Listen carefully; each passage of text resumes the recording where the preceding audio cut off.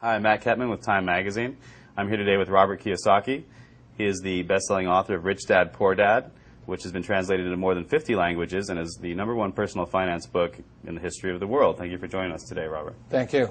This question comes to us from A.J. Gupta from Grayslake, Illinois. If you did not have the Rich Dad in your life, what would you be doing today?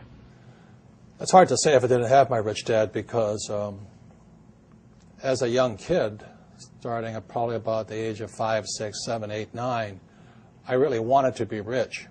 So I think number one is desire, and then you naturally seek your role models and teachers. And in my lifetime, I've had multiple rich dads. My rich dad was my best friend's father starting at the age of 9. And then today, I still seek mentors and wise men and wise women because that's how you get wiser, is by hanging out with smart people. And this one comes to us from Lagos, Nigeria. What made you write Conspiracy of the Rich? It goes back to why don't we have financial education in our schools? I mean, good question, right? Right.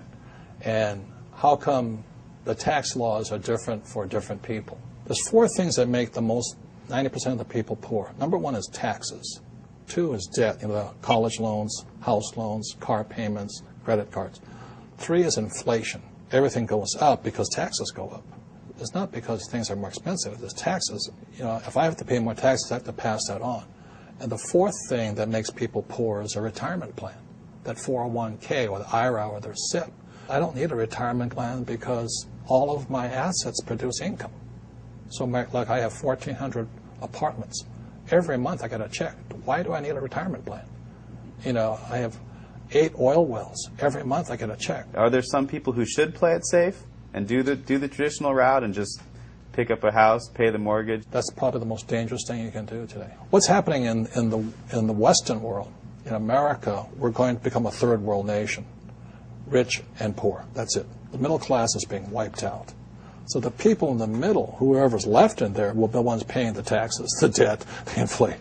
The middle class is they're the pack mule. Is there any way a government can help this, or is it really based on the individual to come up? You have to decide which side of the fence you're on, rich or poor. Make up your mind. Yeah. Make up your mind. I made up my mind. It's rich dad, poor dad. I want to listen to my old man, PhD. The government will take care of me. You save your money. And as you're saving your money, the Federal Reserve is printing trillions of dollars. How stupid can you be? And invest your money for the long term in a well-diversified portfolio of mutual funds, send it straight to Wall Street so that they can pay their brokers $10 million a year bonuses. How stupid does a person have to be? Wake up. Do they teach you that in college-level economics or no? Hell no. Are you kidding me? Absolutely not. By design. If you read Conspiracy of the Rich, 1903, John D. Rockefeller took over the financial education system by creating the General Education Board. And since then, the rich have controlled what is taught at schools. This question comes to us from Tokyo. Jay Sienna asks, you always say that your poor dad forbade everyone to talk about money at the dinner table. Did you ever ask him why? And at your dinner table now, are people allowed to talk about money?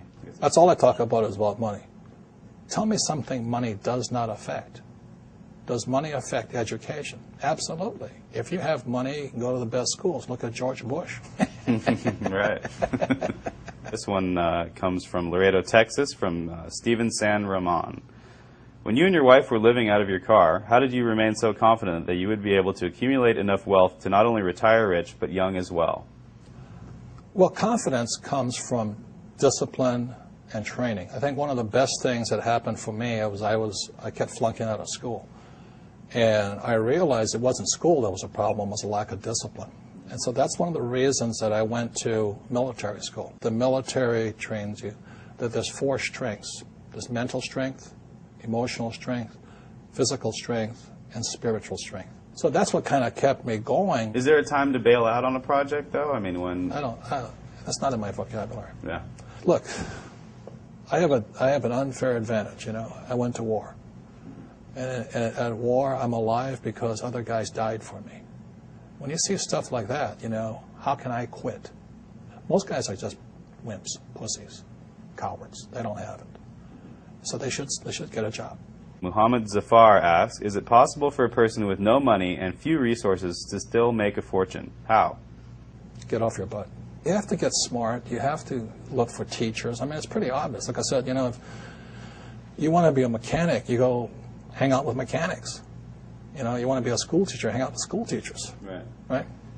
It's really simple. I mean, and it takes determination, discipline, drive, correction. Can't quit.